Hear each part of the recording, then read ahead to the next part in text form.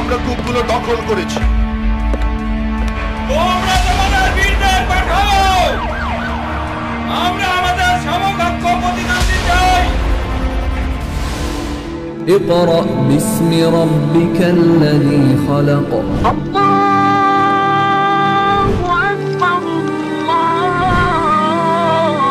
وبينك وأنا وعلي.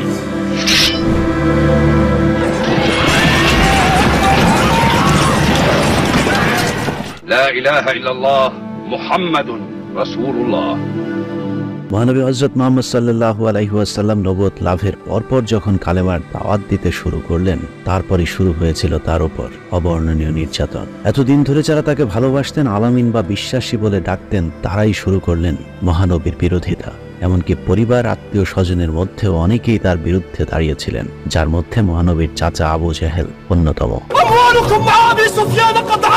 প্রিয় জন্মভূমি মক্কায় যখন রাসূল সাল্লাল্লাহু আলাইহি সাল্লামের উপর নির্যাতনের চরম মাত্রা অতিক্রম করল, তখনই আল্লাহর নির্দেশে মহানবীকে হিজরত করতে হয়েছিল মক্কা থেকে মদিনায়।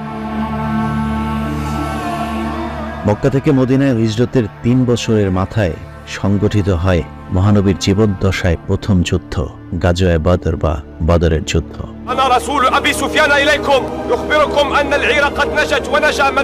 এই যুদ্ধটি অবশ্য স্বাভাবিক কোনো বর্ণনা দিয়ে বিশ্লেষণ করা অসম্ভব, কারণ বাহ্যিকভাবে অপেক্ষাকৃত দুর্বল মুসলমানদেরকে এই যুদ্ধে আল্লাহ সরাসরি ফেরেশতা পাঠিয়ে বিজয় এনে দিয়েছিলেন।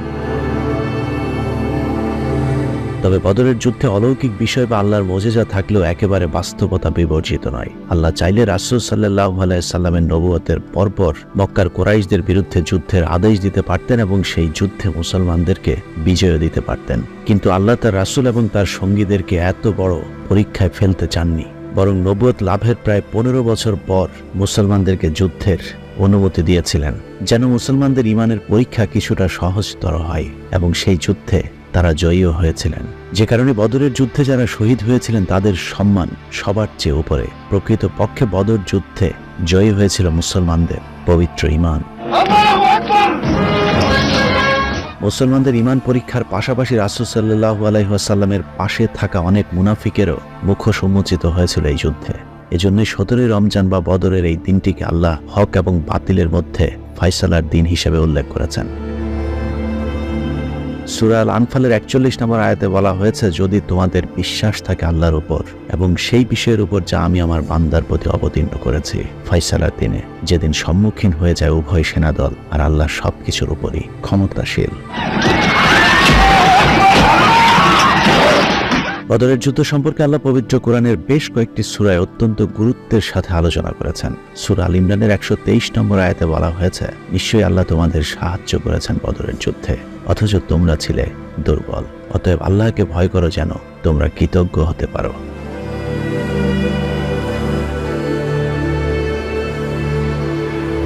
আর স্মরণ করো যখন তোমরা ছিলে সংখ্যায় কম, পৃথিবীতে তোমরা দুর্বল হিসেবে গণ্য হতে, এবং তোমরা আশঙ্কা করতে যে শত্রুরা যে কোনো সময় তোমাদেরকে আকস্মাৎ ধ্বংস করে দেবে। অতএব আল্লাহ তোমাদের আশ্রয় দেন এবং তোমাদের নিজ সাহায্য দ্বারা শক্তিশালী করেছেন, তোমাদেরকে উত্তম বস্তুসমূহ জীবিকা রূপে দান করেছেন, যাতে তোমরা আল্লাহর প্রতি কৃতজ্ঞ হও।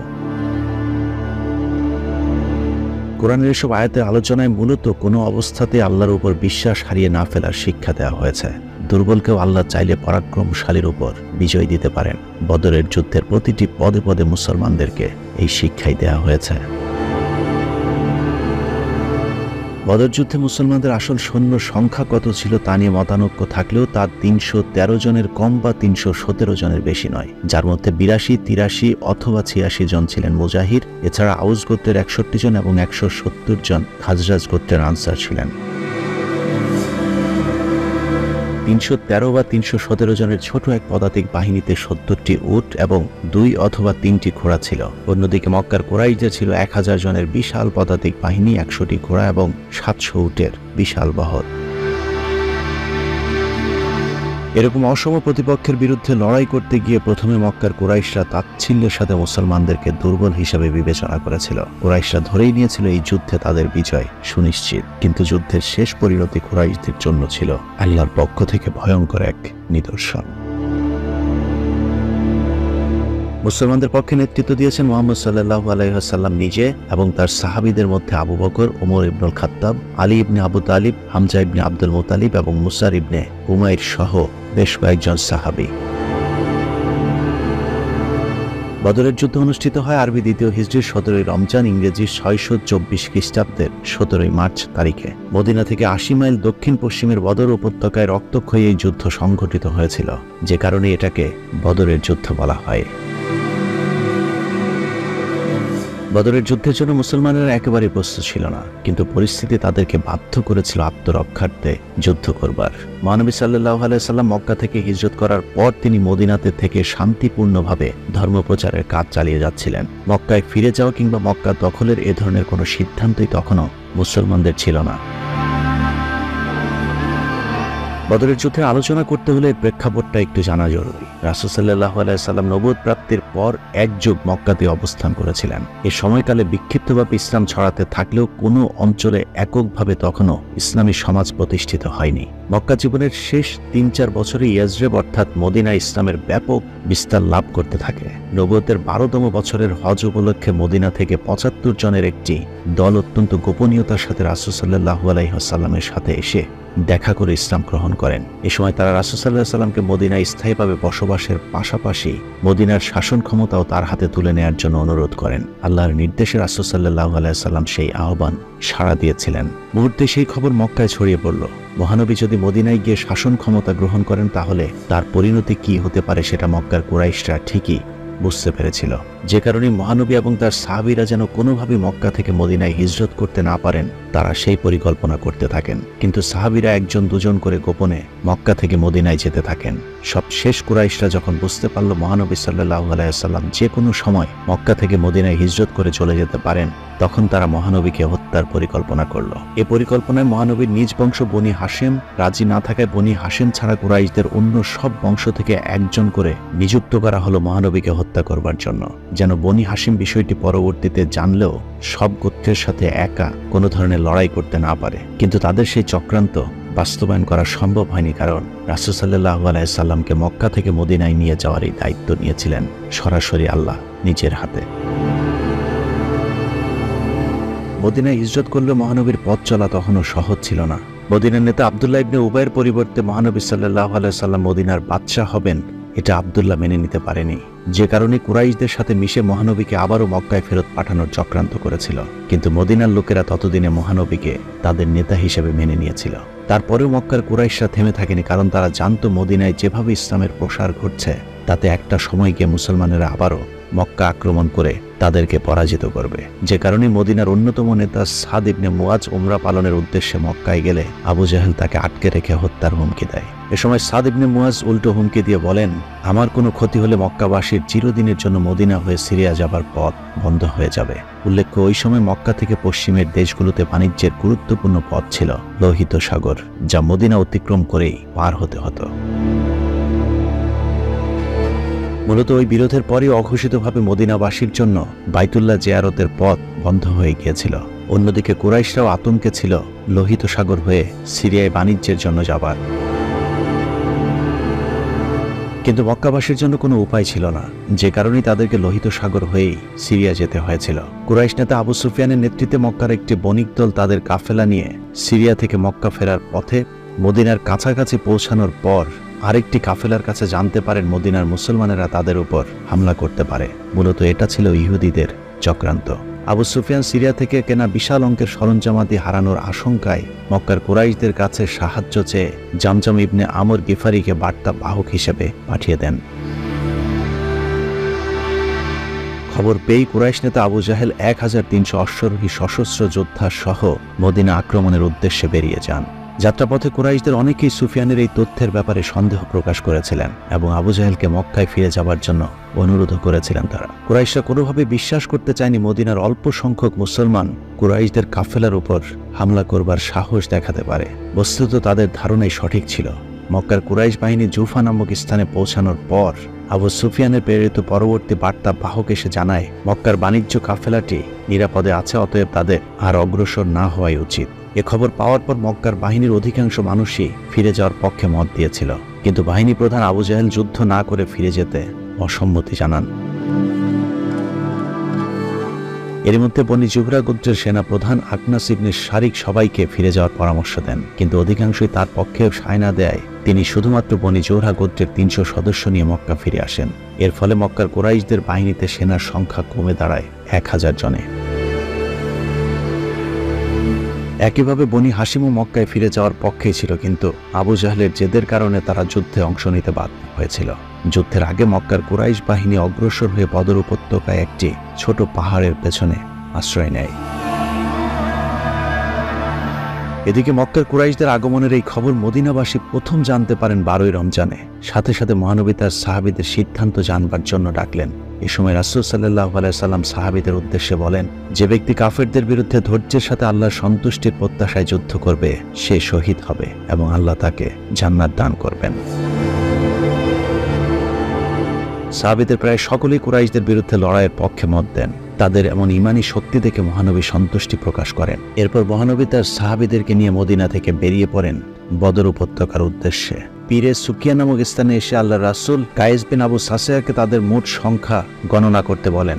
বদর যুদ্ধের প্রস্তুতিতে খুব বেশি সময় না পাওয়ার কারণে 313 অথবা 317 জনের এই সংখ্যা জেনেই মহানবী খুশি হয়ে গিয়েছিলেন।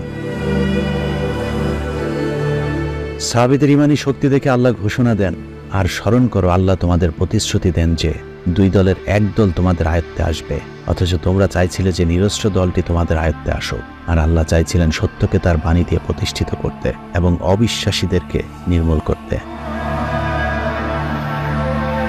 মহানবীর কাছে আল্লাহর প্রতিশ্রুতির কথা জানবার পর সাহাবীরা মানসিকভাবে আরো শক্তিশালী হয়ে শত্রুর মোকাবেলায় এগিয়ে যেতে থাকেন। বদরের খুব কাছাকাছি যাবার পর কুরাইশরা উমর ইবনে ওয়াহাবকে পাঠান মুসলমানদের অবস্থান জানতে।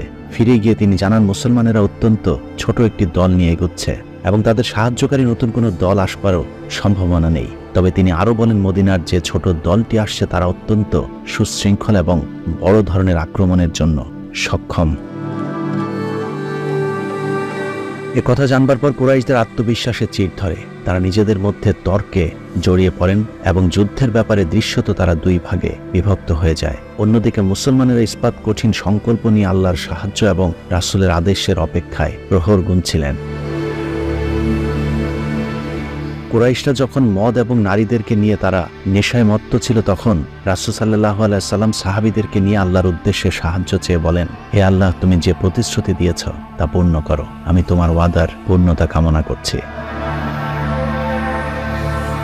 ওয়াদা পালনকারী আল্লাহ রাব্বুল আলামিন বদরের যুদ্ধেও তার ওয়াদা পালন করেছিলেন। এ বিষয়ে সূরা আল আনফালে বলা হয়েছে, আজকের দিনে কোনো মানুষই তোমাদের উপর বিজয়ী হতে পারবে না, কারণ আমি হলাম তোমাদের সমর্থক।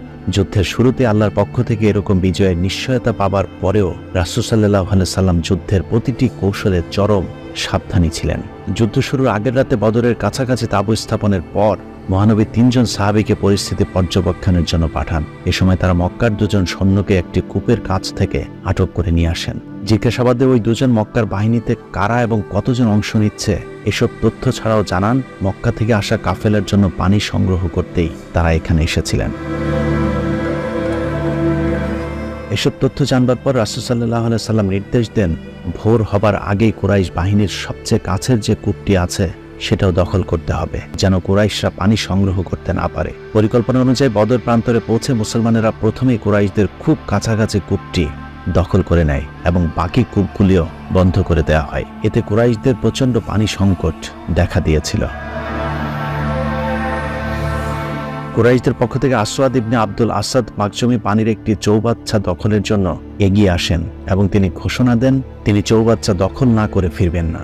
এ সময় হামজা ইবনে আব্দুল মুত্তালিবের সাথে তার লড়াই শুরু হয়। দুজনের যুদ্ধে কুরাইশ যোদ্ধা আসওয়াদের পা বিচ্ছিন্ন হয়ে গেলেও সে তার পূর্ব ঘোষণা অনুযায়ী চৌবাচ্চা দখলের চেষ্টা করে। এ সময় হামজা ইবনে আব্দুল মুত্তালিব আসওয়াদকে হত্যা করলে শুরু হয় বদরের আনুষ্ঠানিক যুদ্ধ।